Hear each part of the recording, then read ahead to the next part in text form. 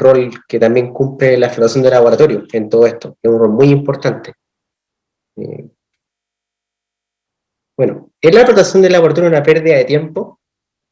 Teniendo en cuenta que uno puede tener distintos tipos de alimentaciones en la flotación, como por ejemplo minerales de programa de producción, pulpa, minerales de alimentación, minerales para proyectos futuros. Hay también hay también distintos propósitos para una flotación de laboratorio, como por ejemplo condiciones nuevas, optimización de condiciones de planta, capacitación, entrenamiento, testeos de nuevas tecnologías como equipos, reactivos, validación de ciertos criterios de diseño, cambios de diseño existentes, modelos geometalúrgicos. También hay distintos tipos de pruebas de flotación. Y también, obviamente, hay distintos lugares donde se hacen este tipo de estas pruebas. Ahora, ¿en qué me quiero detener puntualmente? Por ejemplo, como alimentación minerales para proyectos Greenfield o Brownfield, en un propósito de cambios de diseños de planta, porque eso quiere decir que la flotación de laboratorio puede jugar un rol muy importante. Hay muchas decisiones importantes metidas que pueden tomarse, como por ejemplo expandir una faena minera, Brownfield, construir una faena minera, proyecto Greenfield, o evaluar la alimentación que venga a futuro para ver si hay que hacer algún tipo de cambio operacional para los minerales que vengan. Por lo tanto, es una actividad que no puede ser considerada una pérdida de tiempo, sino que es de suma importancia y por lo tanto la flotación de laboratorio y los laboratorios no puede ser considerado, por decirlo de una manera, los patitos feos o puro gasto, porque realmente pueden generar mucha información de mucho valor, como dije, que permite tomar decisiones importantes. Puedes pasar a la siguiente slide, por favor. Por ejemplo, ¿cuánto error se puede alcanzar en una flotación de laboratorio? Lo que está a la derecha es un ejemplo donde se calcula recuperación por dos caminos en una flotación de laboratorio. Uno concentrado como la diferencia entre la alimentación menos relave y con la cantidad de metal que reporta el concentrado, vale decir las leyes. Con este método uno obtiene tres leyes distintas de cabeza: la ley medida, la ley recalculada a través de análisis químicos por malla y la recalculada entre el concentrado producido y el relave. Para el caso del cobre, se observa una diferencia de 7.3 puntos porcentuales, que es la que se ve en la lista de abajo, 87.64 versus 94.9. Y bueno, los errores pueden estar asociados a preparación de muestras, análisis químico, muestras mal pulverizadas, por ejemplo, o análisis en equipos descalibrados también.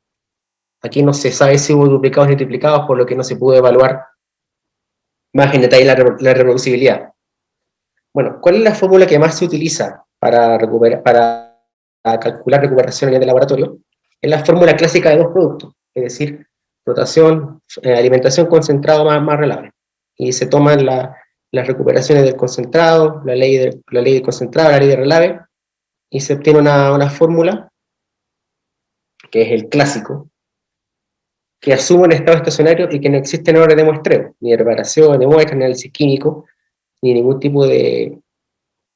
tipo de error asociado a operación, tampoco lo que mencionó Juan, que es la heterogeneidad de constitución, que es la diferencia que tiene naturalmente un mineral, al no ser una especie homogénea.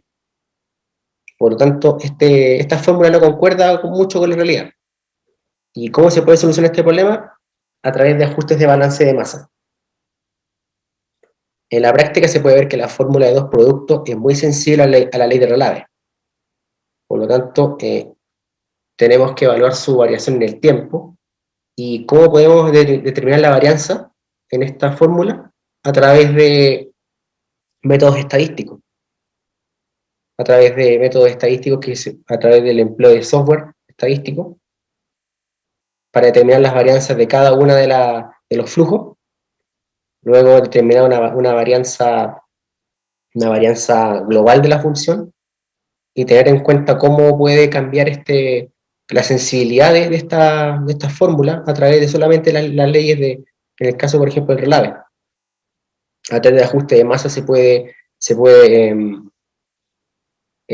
corregir estos problemas y tener en consideración todas las fuentes de error y todos los errores que se pueden cometer en este procedimiento. Siguiente slide. Bueno, a nivel de laboratorio, en la tabla de la izquierda se ve que la diferencia que uno puede obtener contra la flotación usando el estándar, y en la columna de la derecha la probabilidad de ver el mismo resultado en planta. Por lo tanto, ¿qué queremos decir con esto? De que por sobre 3 puntos es prácticamente, es prácticamente exacto de que vamos a encontrar ese resultado en planta. No hay forma que no sea así, mientras que si ya son 3 puntos ya disminuye la probabilidad, dentro de 2 puntos ya es casi una probabilidad del 50%, y alrededor de un punto porcentual no se va a ver eso en planta. Ahora, ¿se puede llegar a ver esto en planta?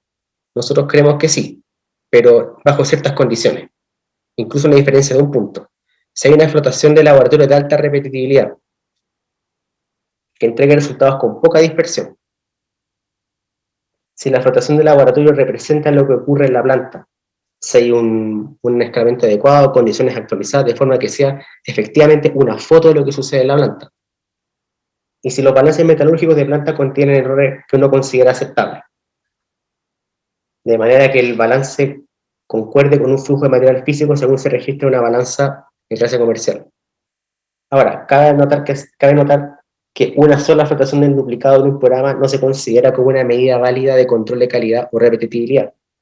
Debería incluirse al menos una serie de triplicados, idealmente más de una serie. La experiencia de laboratorio es acumulable, por lo que una serie de triplicados que se hace en forma frecuente va a generar una base de datos robusta que va a después permitir reducir la cantidad de triplicados que uno hace en un programa, porque uno va a obtener resultados históricos y va a poder hacer estadísticas al respecto. Ahora, ¿cómo ejecutar una buena prueba de laboratorio? Estas son buenas prácticas de acuerdo a nosotros. Hay que ejecutar una flotación de forma tal que todos los cambios se puedan comparar con la condición estándar. En el caso que nos atañe a nosotros, que es cuando evaluamos reactivo, se asume que el único cambio que se hace es el del reactivo, y no se cambia nada más. Por lo tanto, algo que es súper importante, no se puede cambiar la cinética de mass pool, ni a nivel nivel nuestro, ni a nivel de control operacional. Es decir, si un mineral tiene mala espumación, por decirlo un ejemplo, y tiene baja recuperación másica, y si baja de un 90 a un 83% en flotación de control, que ese cambio exista y no que se enmascare a través del ajuste de la flotación, ya sea subiendo el aire, agregando más reactivo o incluso paleteando de manera un poco más enérgica. Si da esa diferencia, que dé. También tratar de replicar condiciones electroquímicas de planta y la distribución de tamaño de partículas, además del P80. Eso también es muy importante. Tratar de replicar el periférico granulométrico y no solamente quedarse con el P80. Esto es, uno corre el riesgo de hacer esto aún más si uno trabaja con mallas de corte, donde solamente uno se preocupa de que la cantidad de masa en una malla de corte sea la que uno está buscando, y no se preocupa de hacer un perfil más detallado. Evaluar ley de cabeza con al menos 5 replicados. Y bueno, tratar de no utilizar pesos de concentrado y relave para calcular el peso de alimentación, sino que en lo posible usar software de balance metalúrgico, incluso para resultados de flotación del laboratorio. Esos software se utilizan a nivel de planta y también se pueden utilizar a nivel de flotación de laboratorio, y también tengan resultados muy confiables. Y bueno, también hacer análisis mineralógico, hacer diseño experimental o DOE para encontrar condiciones de flotación óptimas. En cualquier caso, aunque solo se cambie una variable, producto de la naturaleza de la flotación, se van a producir reacciones químicas, interacciones físico-químicas en la celda, y todas las variables que uno puede imaginarse del sistema van a provocar un efecto de equilibrio nuevo, es decir, va a generarse una nueva condición. Y lo que vamos a ver nosotros es el efecto global de todas estas interacciones y reacciones, y asumiremos que fue únicamente debido a la variable que cambiamos. Sin embargo, puede, y hay que ser 100% seguro, que se deba, como dije antes, a la interacción de la variable que cambiamos con otras variables de la flotación. No obstante, si nosotros tenemos todo bien controlado, podemos atribuir los cambios solamente a la variable que nosotros modificamos. Ahora, ¿qué hacemos nosotros en Flotex para mejorar la reproducibilidad de flotación? Tratamos de hacer buenas prácticas en todas las etapas del proceso, desde que recibimos una muestra mineral hasta los análisis químicos. Por mencionar un par de ejemplos, en el caso de la combinación, chancado controlado, sin generación de ultrafino. En la molienda, determinar tiempo adecuado de molienda para el P80 objetivo y no moler a tiempo fijo cuando sea posible. Aliente de flotación, verificar los parámetros de celda al inicio de cada campaña, verificar los equipos que estén bien, en buen estado, verificar calibraciones, almacenar los materiales en lugares frescos, secos, no expuestos al sol, hablo del agua proceso mineral, trabajar de forma aleatoria con las flotaciones, es decir, no flotar primero una prueba y después su duplicado inmediatamente después, sino que de alguna manera desordenar el programa para que no haya sesgo, sobre todo si uno está haciendo evaluaciones de reactivos de manera más, buscando cosas bastante puntuales, como por ejemplo curvas de dosificación, utilizar equipos específicos para flotación de molibdeno, ya que para no tener contaminación por mayor cantidad de cobre en estos materiales, adición del agua de forma rigurosa y rigurosamente medida, bien digo, trabajar de preferencia con cinéticas de flotación en vez de hacer flotaciones Raspberry simples a un único tiempo. Tratar de controlar el paleteo.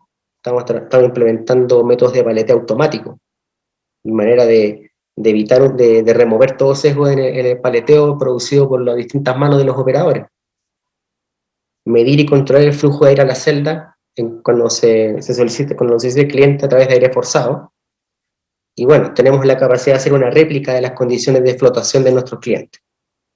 La idea es que podamos replicar cada proceso que nos llegue, no importa la dificultad que este tenga, no importa los equipos que empleen y las condiciones que nos indiquen.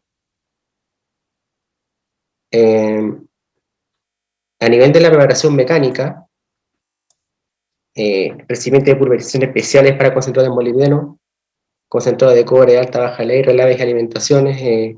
Los tiempos de pulverizado son muy importantes. Hemos visto cómo una cosa tan simple como pulverizar a corto tiempo te genera una muestra que no es homogénea, que después produce errores muy grandes en análisis químico. En análisis químico, empleo de absorción atómica para todas las muestras y todos los elementos de interés. Uso de estándares certificados por el INN, y ajustes de métodos para leer curva de calibrado e incluso flujo de gases al equipo según leyes de muestra. Y a nivel de resultados, empleo de técnicas estadísticas para todas las campañas de flotación, independiente del número de pruebas, es decir, se ocupa este análisis ya sea para campañas de 4 pruebas o screening de 20 flotaciones, no importa. En determinación del porcentaje de sólido de cada concentrado, porcentaje de sólido acumulado, en determinación de recuperación de agua a través de la tasa de evacuación, parámetros cinéticos, en fin, son distintas prácticas que hemos ido adoptando en cada etapa del proceso, de manera que la flotación sea el proceso que produzca los resultados más fieles posibles a la realidad cuando replicamos un estándar, y que contenga la menor cantidad posible de errores, porque obviamente con eso tomamos decisiones importantes. Como mencioné antes, la operación no es una pérdida de tiempo, sino que uno evalúa cosas de mucho impacto. A nivel de, bueno, ya en conclusión y como recomendaciones finales, la flotación del laboratorio debe ser tal que pueda ser calificada como un proceso de alta confianza estadística. El sistema de adquisición de la planta debe ser monitoreado y mantenido en forma continua, de modo que se reduzca el valor de la variabilidad aleatoria. Un sistema que se mide mal no se puede controlar bien. Si uno o dos no están bien, entonces el hacer un escalamiento de laboratorio a planta con una exactitud aceptable es un esfuerzo inútil, como se dice. Nos deberemos conformar con un rango de falla de predicción de más o menos 5%. Alguna vez de forma aleatoria la predicción será igual que la realidad, pero solamente después de haber escogido mineral en la mina. Mientras mayor sean los errores de adquisición de datos, más larga debe ser la prueba en planta también. Y se deben definir muy bien los criterios de evaluación de una prueba en planta y deben usarse métodos estadísticos donde la probabilidad de que el error nos lleve a tomar una decisión equivocada sea aleatoria. Es decir, largo plazo, muestras pareadas, largo plazo on-off. Como dije antes, mientras mayor sean los errores de adquisición, más larga debe ser la prueba en planta. Esto es bien importante, ningún reactivo le va a producir un cambio significativo en largo plazo, sino que se debe planear y hacer una búsqueda continua. Hay que emplear las herramientas que hay a disposición, software estadístico poderoso, para evaluar de forma puntual una base de datos que cubra un periodo definido de tiempo. Y software como que ocupa inteligencia artificial DataSea para analizar datos de planta en forma continua. El balance de producción de debe ser equivalente al balance metalúrgico. Y bueno, el único aparato más preciso en una planta es la romana de pesaje concentrado, además de las balanzas analíticas de laboratorio. Se deben crear puntos de control del balance metalúrgico para detectar la diferencia entre concentrado calculado matemáticamente y el pesado.